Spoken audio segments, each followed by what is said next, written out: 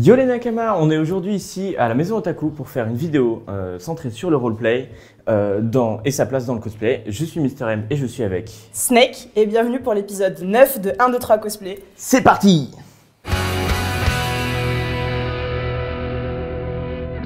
Déjà, Mister M, Ouais, d'où vient le mot roleplay? 2 secondes. Putain, merde, j'étais trop chaude là, j'étais là genre waouh. Du coup, mon cher ami Mister M, d'où vient le mot roleplay? Ne me parle pas. Qu'est-ce que le roleplay? Le roleplay, ce serait incarner un personnage encore plus que son apparence physique en incarnant sa personnalité carrément. Par exemple, moi quand je fais All Might, je prends sa voix et puis je fais le fier ou le bon et le gentil. Je suis méchant hein, dans la vraie vie.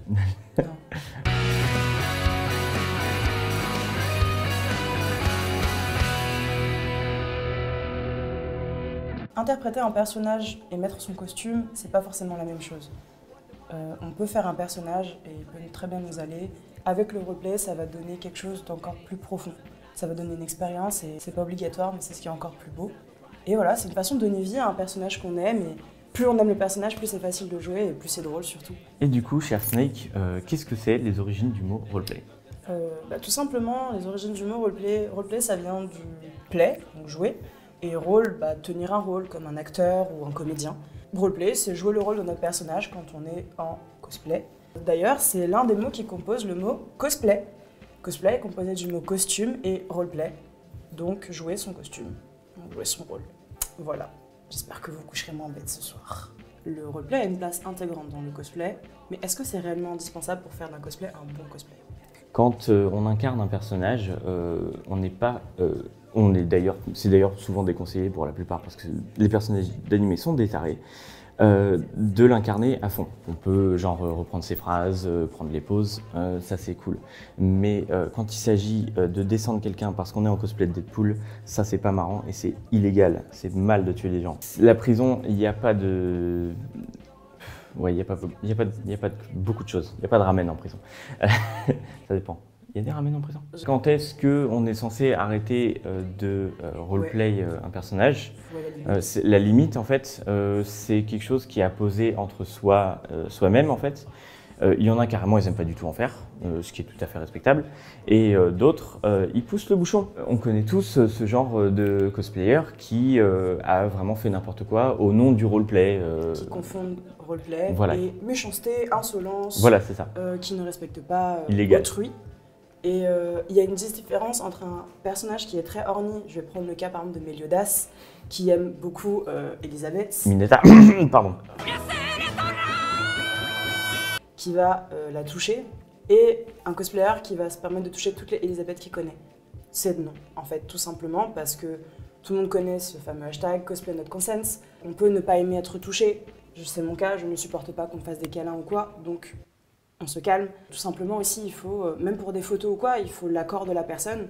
Donc quelquefois, faire du roleplay à fond sur son personnage et vouloir l'interpréter comme il faut, c'est pas forcément la bonne chose à faire parce qu'il y a des lois sur Terre, c'est dommage, mais c'est la vie.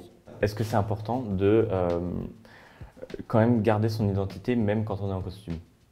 Oui, quand même un petit peu. Ça permet quelquefois de nouer des amitiés.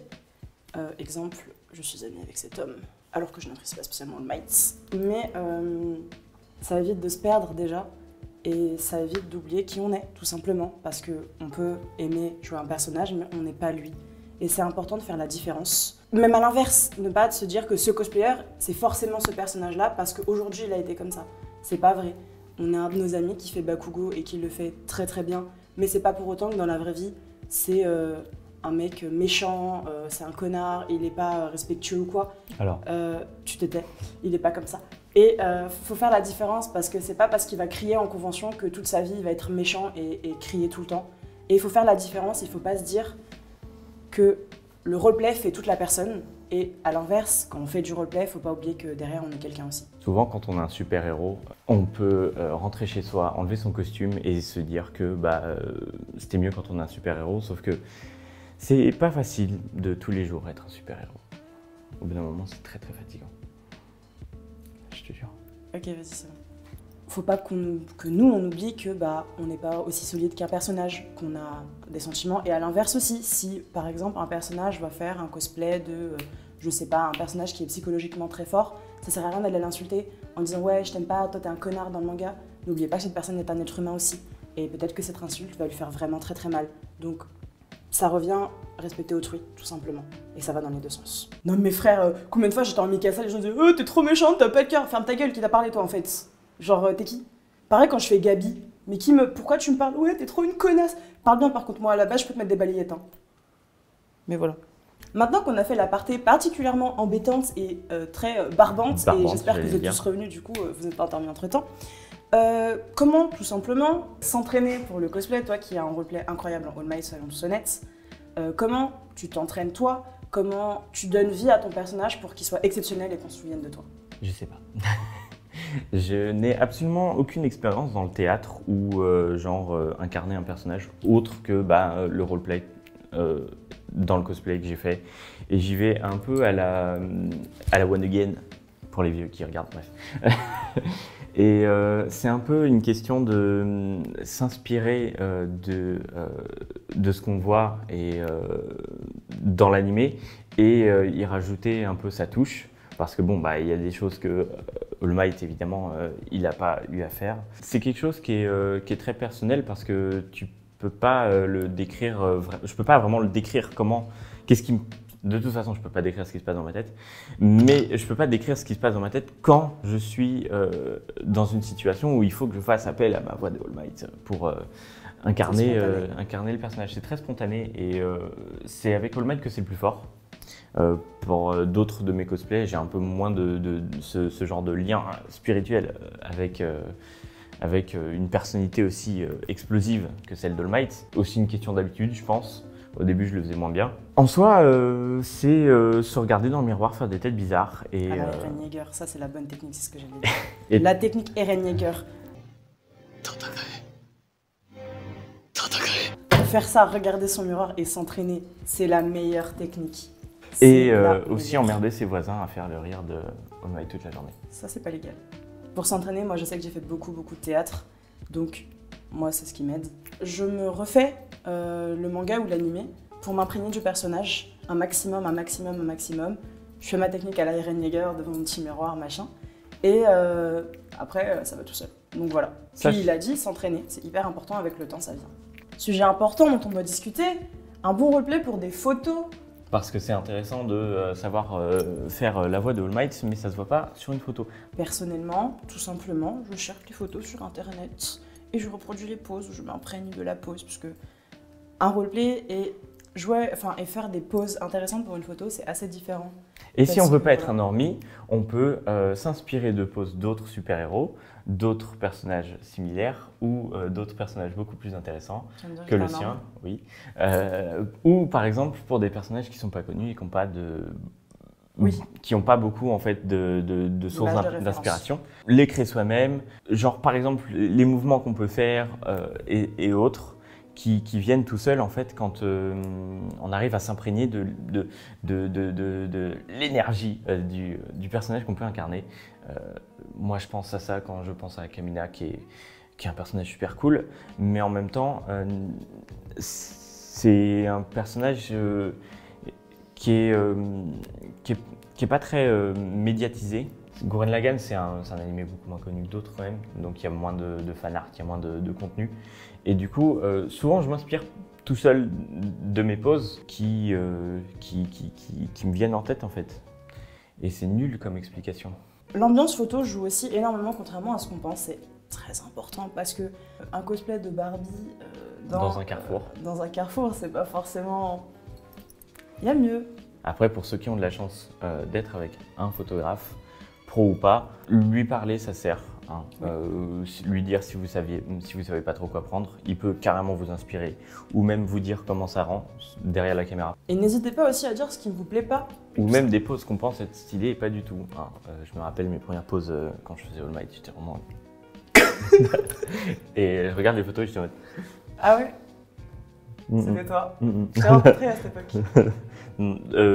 Oui. Oui. Le truc de dos. Tu le mets au montage. Je rigole même pas, tu mets au montage. Salut, ça va? Je vous ai manqué. Je veux ça aussi au montage. Hein. Regarde, voilà. ça, vous voyez. Est-ce que tu penses qu'il faut un corps particulier pour faire tel ou tel cosplay? Regarde-moi. Tu crois que j'ai un corps parfait? Tu fais tomber les livres. C'est pas grave, tu crois que j'ai un corps parfait pour faire du cosplay, mon ref? Non. Du coup, vas-y, toi, dégage. En gros, faut qu'on discute d'un truc qui est très important, messieurs, dames. Le cosplay is for everyone. Tout simplement, il faut pas avoir un corps de rêve pour faire du cosplay. Le body positivisme. La positivité du corps, Ça marche dans aussi. un langage plus simple. C'est très important. Alors je dis pas, c'est pas la chose la plus facile au monde. Bah si, Non, fais pas chier quelqu'un parce qu'il te ressemble pas. non. Le body positif, c'est nous-mêmes. Ah, d'accord, En gros- envers soi-même, non. Bah si. Non, mais moi je me fais chier avec mon corps. Eh ben c'est ton problème. Oui, mais c'est ce que j'allais dire. Je blague. En gros, c'est très important de se dire que nous-mêmes, c'est pas parce qu'on a tel corps qu'on peut pas faire ci, qu'on peut pas porter telle tenue, qu'on peut pas faire tel cosplay, arrête de danser. Je peux donner un exemple super simple. Almighty m'arrive là-haut et voilà, c'est tout. Exemple, il faut pas faire 2 mètres Impossible. pour faire le cosplay. Je me connais et je connais ma façon de fonctionner et mes cosplays. Si j'écoutais tous les gens qui me disaient oui, mais tel personnage est trop fin, tel personnage est trop petit, tel personnage est trop grand, tel personnage est trop musclé, je ne ferais aucun cosplay. Du coup, je m'en fous. Et je dis pas, c'est très dur de se dire aujourd'hui je vais faire tel cosplay ou je vais m'habiller de telle façon, peu importe mon poids, ma taille, mon âge. Je sais que c'est très dur, mais c'est un travail sur soi et c'est très important. En vrai, ça permet de s'aimer plus et de faire... Je veux dire, au bout d'un moment, si j'écoutais tout ce qu'on me dit, je me serais pas habillée comme ça aujourd'hui. Donc dans le cosplay, c'est pas parce que vous avez du ventre, des bourrelets, que vous avez des cuisses trop grosses, que vous avez des bras trop fins, que vous pouvez pas faire un personnage ou n'importe quoi. C'est très important, le body positive en fait. Cette idée-là est, mine de rien, assez importante dans le cosplay et dans la vie en général. Et à l'inverse, ne faites pas chier des personnes qui n'ont pas le corps adéquat. Faites du cosplay, ça vous rend meilleur à la vie. Ça vous rend pauvre aussi. À l'inverse, il y en a, et je le sais, j'en suis sûre, qui vont regarder cette vidéo, qui ont déjà dit, même sans faire attention, tel personnage ceci, tel personnage cela, t'es trop petit pour ce personnage, ah t'es pas accurate parce que t'as ci, machin. Ou qu'ils l'ont dit sur eux-mêmes, et ça c'est vous tous. Ne faites pas ça parce que vous, ça se trouve que vous vous dites, eh vas-y c'est pas grave, elle va rire, sauf que ça peut ne pas faire rire du tout. On m'a déjà dit, ton cosplay il est bien, mais tu devrais perdre 10 ou 15 kilos pour qu'il soit encore mieux. Genre que cette personne ait des bagues, que cette personne soit trop...